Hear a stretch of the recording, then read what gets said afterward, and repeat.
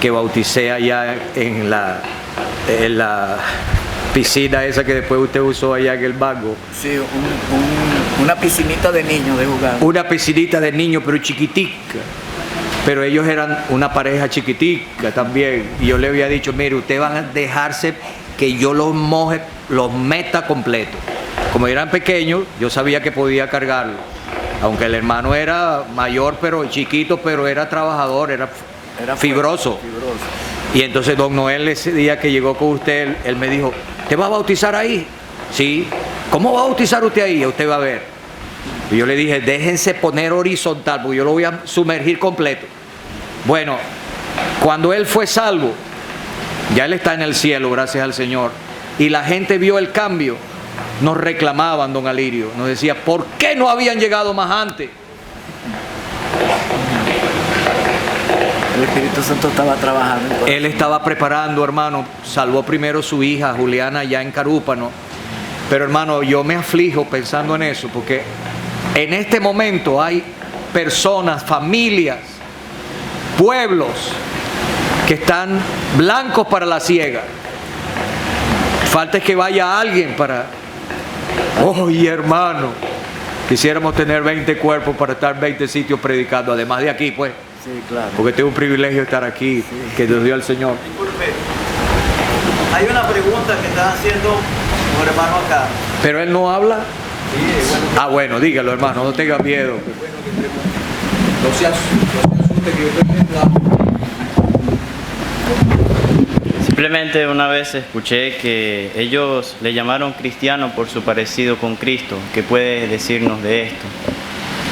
Bueno, que me hubiese gustado que usted hubiese conocido a don Santiago Segura. ¿Usted conoció a don Santiago Segura? Él tenía un mensaje, él tenía muchos mensajes.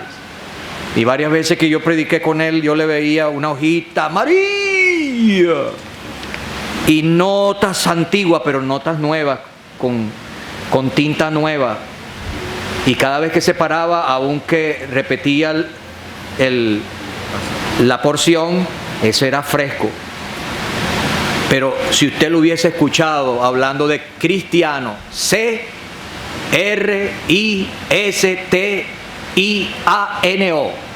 y lo primero era lo que dijo el hermano, cristiano convertido, la conversión, y por ahí se iba. Así que bueno, eran seguidores de Cristo, hablaban de Cristo, vivían a Cristo, lo llamaron cristiano. Cristiano, cristiano, oye, qué bueno.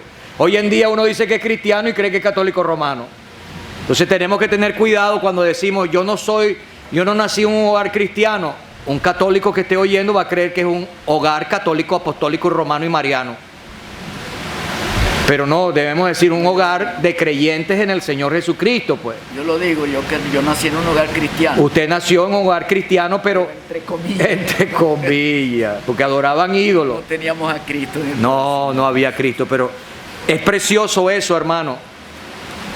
La asamblea aquí está establecida por el Señor para presentar a Cristo, dar a conocer a Cristo. Usted en su casa, en su calle, en su vereda, en su lugar de trabajo, de estudio, usted es el testimonio de Cristo. Ese es el evangelio que la gente ve. Pueda que no entiendan el mensaje que usted da, pero si lo ven en su vida, es más efectivo. Y Dios hace lo demás, que es lo que es la salvación de esas almas, pues. Pero verdad que cuántas veces una asamblea ha comenzado con el testimonio. Aquí tenemos unos queridos hermanos que son mayores, bien entrados en años, y ellos han mantenido aquí el testimonio por años. No ha habido escándalo nunca aquí, parranda, música mundana, no, señor. Ellos han sido fieles, el Señor los ha ayudado. Eso ayuda en el testimonio del evangelio.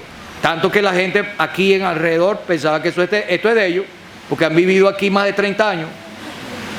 Qué impresión, verdaderamente cristianos, pues. Esos son los únicos nombres que nosotros aceptamos, pues, a pesar de que Entonces, hay base en el versículo 3 para un ayuno congregacional.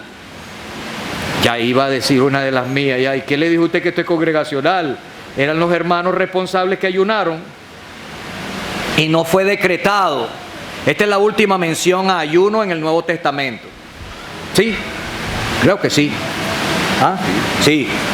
Ajá, porque hay algunos los manuscritos más antiguos no lo tienen en 1 Corintios capítulo 7.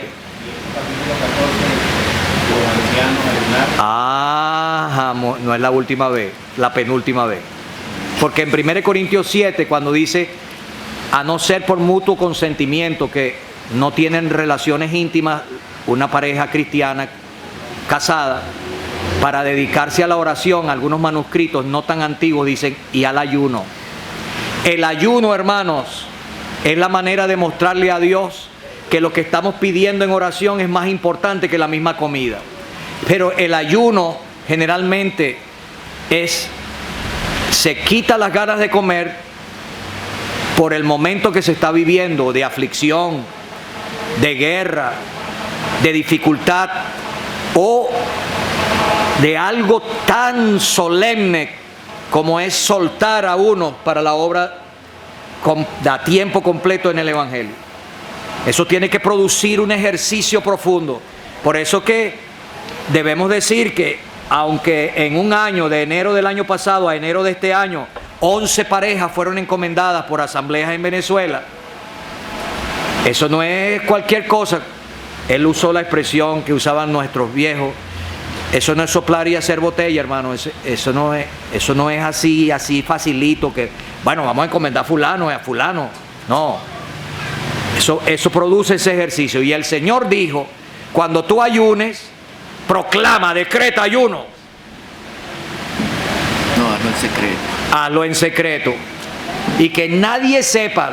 Ponte bien la cara, no anda con esa cara así chupada. Ay, es que estoy ayunando. Cristo ayunó 40 días y yo estoy ayunando 41, como dijo uno. Qué bárbaro. Más que el Señor. Ya tiene su recompensa. Pero tu Padre que ve en secreto, te recompensará en público. Entonces algunas veces de las denominaciones nos dicen, ustedes no ayunan. ¿Cómo saben ellos? Vea los resultados, las bendiciones del Señor a los trabajos, para que vea que sí ayunamos. Hermano, muchas veces, ¿cuántas veces hemos pasado sin comer todo un santo día por atender una cosa en la obra del Señor, verdad?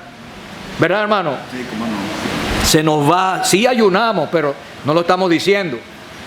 Después que ha pasado el tiempo, sí se puede decir, aquí Lucas dice ayunaron.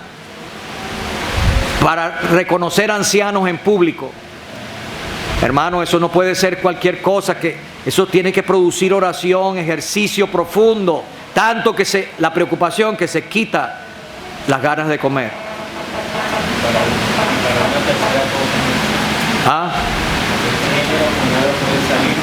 El Señor dijo, este género no sale sino con oración y ayuno.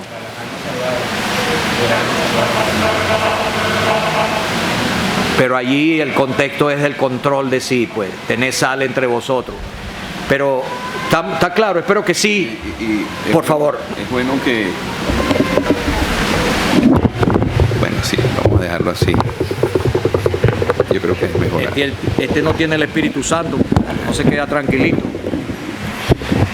También es bueno indicar que ya los hermanos han hecho referencia que el libro de los Hechos es un libro de transición. Y no se puede tomar doctrinas para la iglesia hoy tomando como base algún texto del libro de los Hechos, pues. Por lo menos ellos vendían sus propiedades, nadie decía nada que era suyo. Entonces yo no puedo tomar ese hecho para entonces aplicarlo a la iglesia.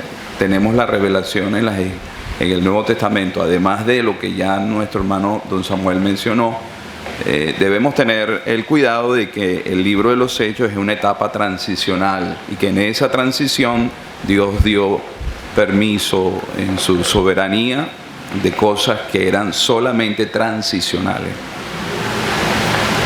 Pero una asamblea que también es una característica de esta asamblea en Antioquía, que debe ser un ejemplo para todas las asambleas y esta nueva asamblea es el control que tiene el Espíritu Santo.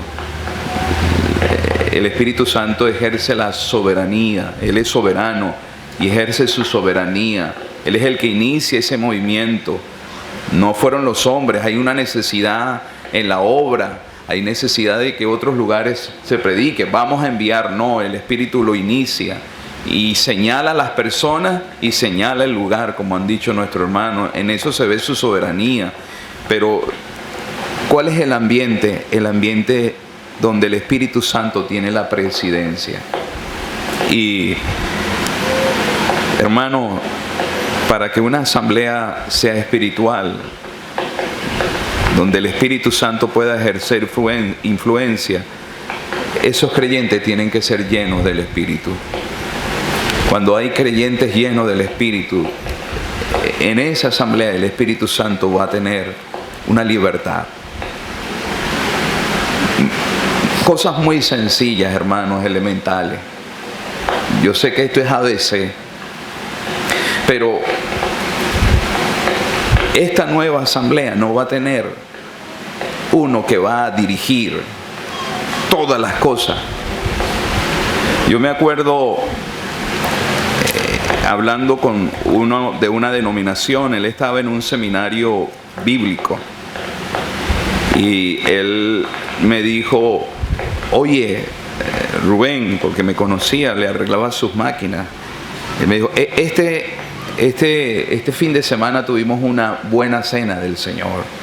Y a mí me impactó eso, que dijera, tuvimos una buena cena del Señor. Y le dije: ¿y cuál fue lo que le añadió a eso de que sea buena?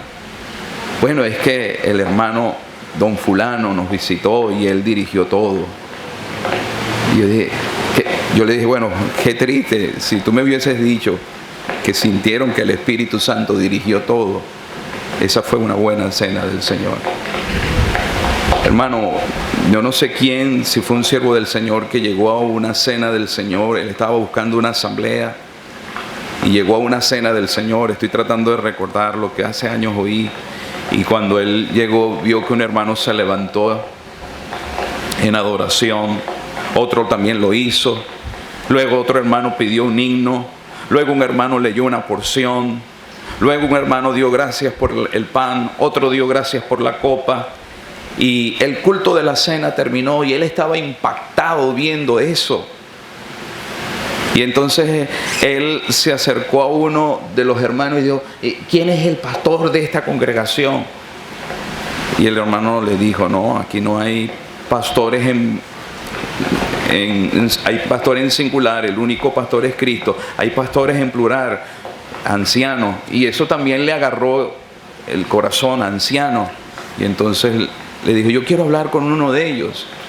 Y entonces se acercó a él y le dijo: yo quiero felicitarlo, porque ustedes organizaron esta reunión de la cena del Señor tan hermosa.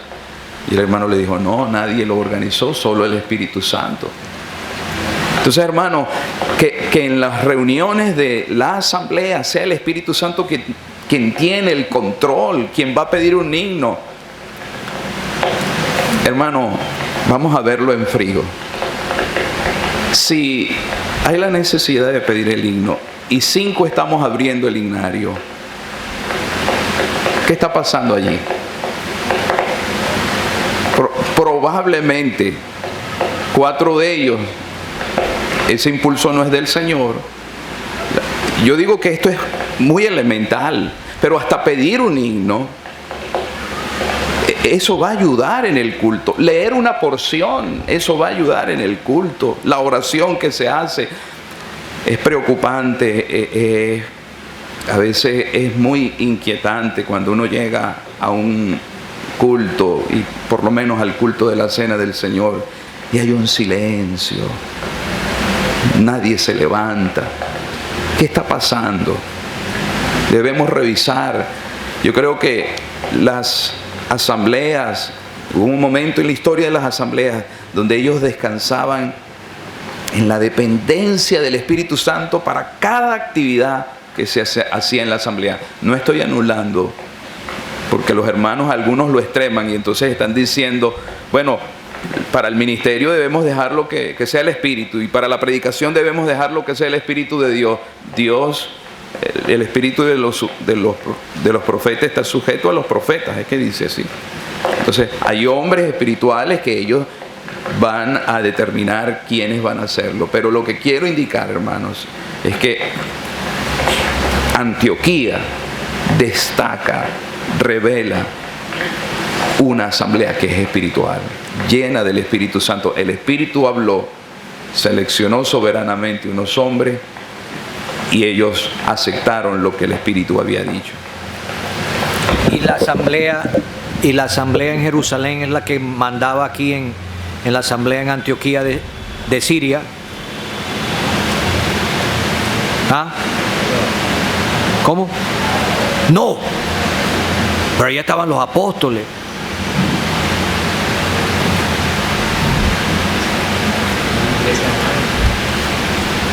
Pero no tenga miedo. Dígalo duro.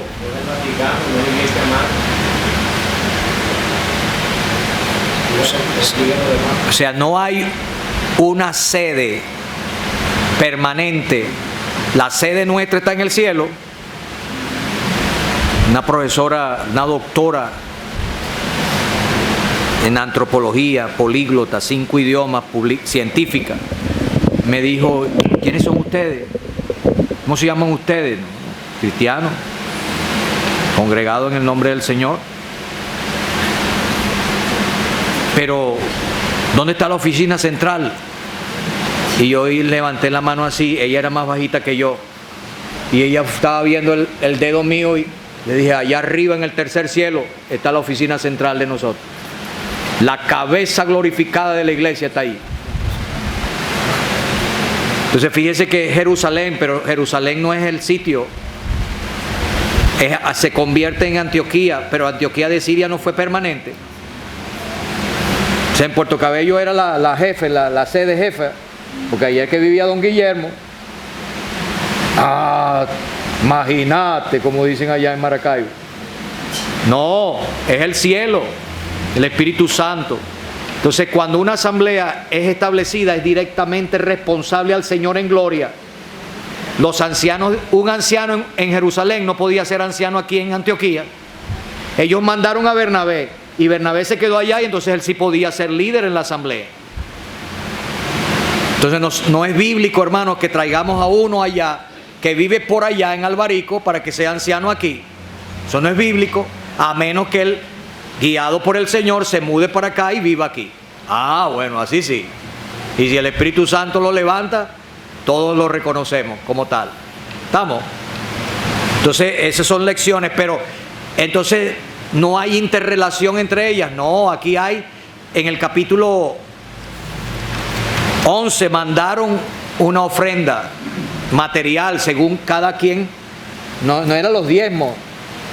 No, sino que dice, capítulo 11, versículo 29, entonces los discípulos, cada uno conforme a lo que tenía, determinaron enviar socorro a los hermanos que habitaban en Judea.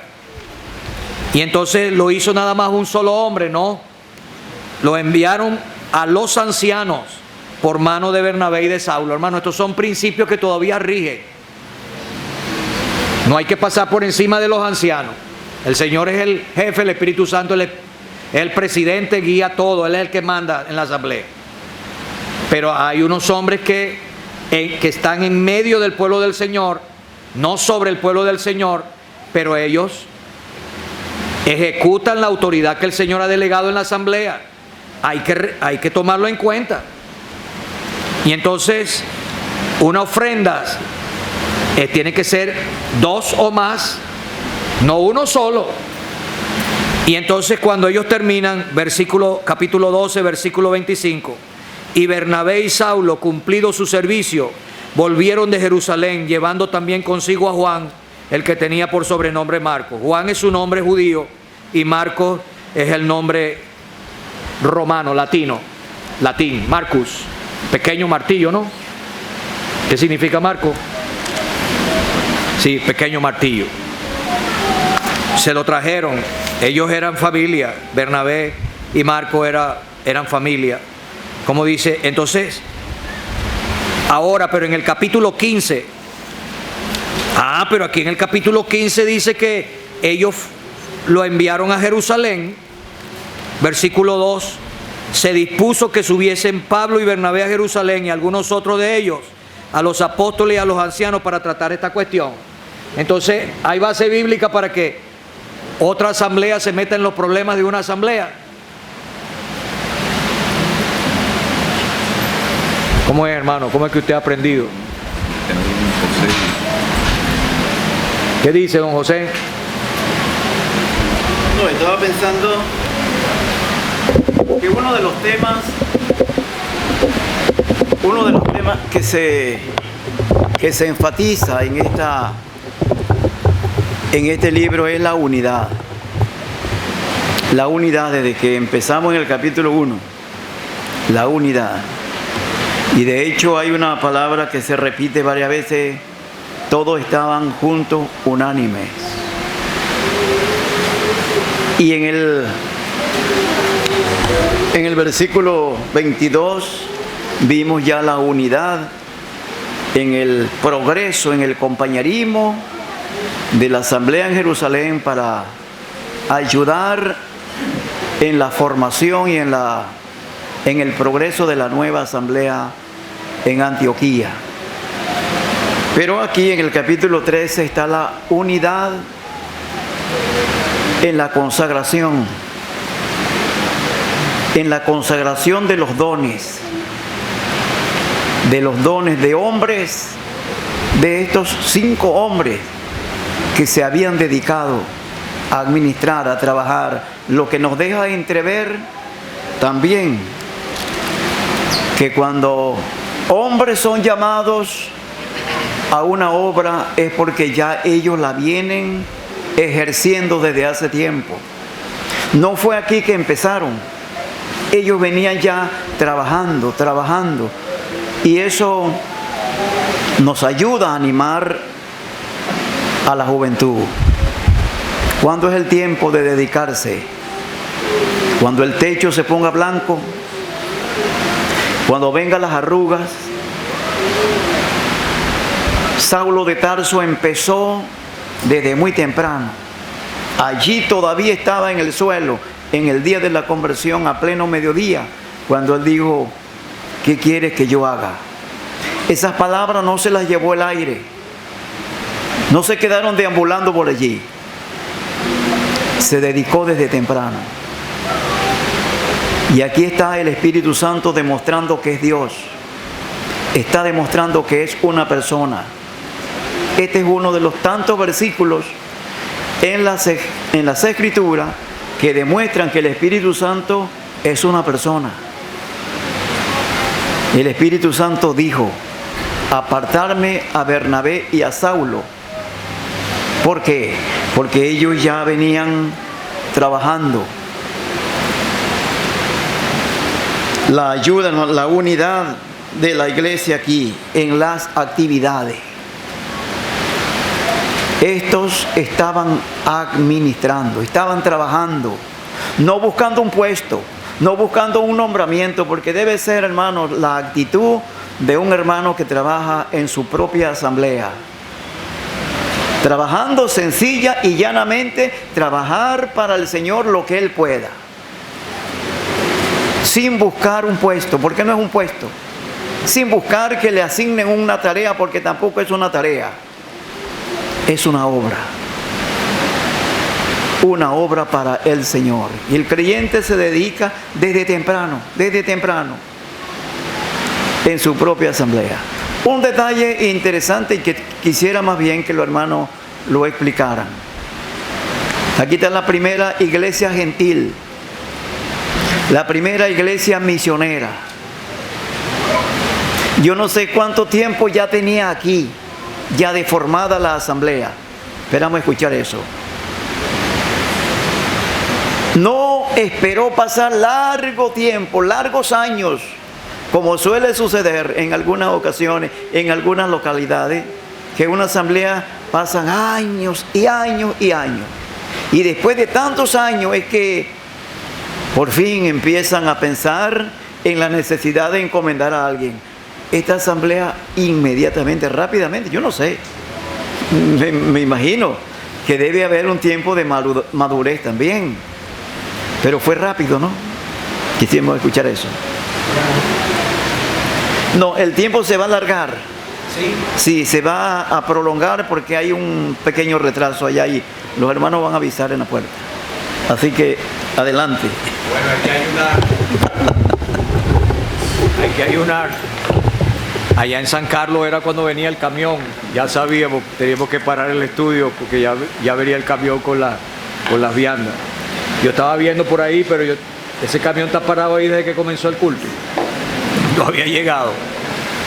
Ahora, don José, algunos piensan que sea 1 año o 2 años, pero es que el apóstol Pablo tenía ya a lo menos como 10 años de creyente, de convertido, y Bernabé más que Saulo. O sea, ya eran hombres preparados. Pues el Señor no improvisa líderes.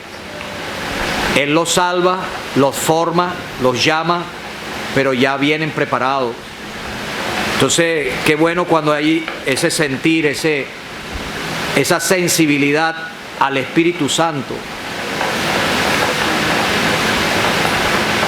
Pero hay intercambio de dones, porque al final del capítulo 15, desde Jerusalén, enviaron con ellos, versículo 27, así que enviamos a Judas y a Silas, los cuales también de palabra os harán saber lo mismo. Versículo 32 del capítulo 15, y Judas y Silas, como ellos también eran profetas, consolaron y confirmaron a los hermanos con abundancia de palabra.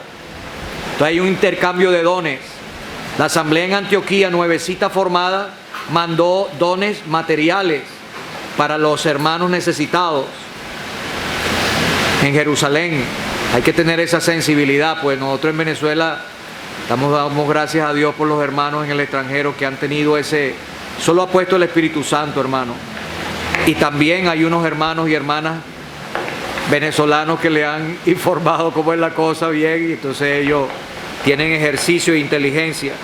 Pero dice versículo 33 del capítulo 15, y pasando algún tiempo allí, fueron despedidos en paz por los hermanos para volver a aquellos que lo habían enviado. Hay un intercambio de dones espirituales. Eso también es correcto, más bien se ha animado en zonas donde hay bastante asamblea cerca, que haya intercambio de dones. Se invite a un hermano o 2 hermanos con don de otra asamblea que se encarguen de la predicación un domingo. Eso mantiene la interrelación entre asambleas. Si una asamblea toma una decisión de disciplina, hermano, hay que respetarla. El respeto que debe existir entre asamblea y asamblea. Ellos mandaron de Antioquía de Siria a Jerusalén, porque los que estaban trayendo problemas ahí en Antioquía venían de la asamblea en Jerusalén. Entonces, ninguna asamblea tiene derecho de meterse en los problemas internos de otra asamblea a menos que lo inviten, a menos que le piden ayuda. ¿Estamos? A menos que esté involucrada en el problema que sea común a 2 asambleas. Por ejemplo, hay 10 asambleas. Allá en Puerto Cabello hay 13 asambleas que son responsables de las conferencias nacionales. Ellas se reúnen, los ancianos se reúnen periódicamente durante todo el año, pero para tratar eso. Y yo he estado allí en reuniones, y el doctor Bernardo también, y somos celosos. Si hay un problema en una asamblea y otro quiere meterse allí, mire, eso se trata con los hermanos allí. Ahora, si ellos le piden a otro que ayúdennos, hermanos, oye, ese es legítimo. ¿A quién uno va a buscar ayuda? A una asamblea. Dígame si tiene problemas a nivel de ancianos, como la asamblea en Éfeso. Himeneo y Alejandro, yo creo que eso eran del cuerpo de ancianos, como el mismo apóstol le había profetizado, de ustedes mismos. Entonces el apóstol sintió el deber de tener que atender eso, pero tenía que seguir a Macedonia y le rogó a Timoteo, quédate. ¿Por qué? Porque Timoteo los amaba. y él había trabajado allí y él amaba esa obra del Señor.